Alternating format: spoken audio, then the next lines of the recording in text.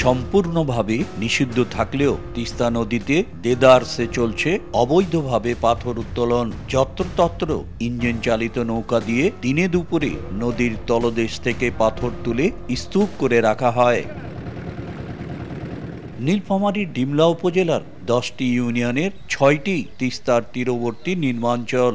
নদীটির পানি সামান্য বৃদ্ধি পেলেই তলিয়ে যায় এসব এলাকা। তার উপর একটি চক্র প্রতিনিয়ত অবৈধভাবে পাথর তুলছে নদীর তলদেশ থেকে।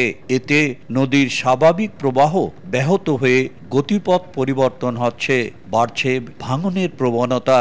বাড়ি ছিল, বসত বাড়ি ছিল, গ্রাম ছিল, ওই পাথর তোলার কারণে বাড়ি ঘর সব ভেঙে গেছে। আমরা বাদে আস্তায় আছি। তাই এটা নিয়ে আমরা অনেক কয়বার প্রতিবাদ করছি, এই পাথর তোলা বন্ধ হয় না।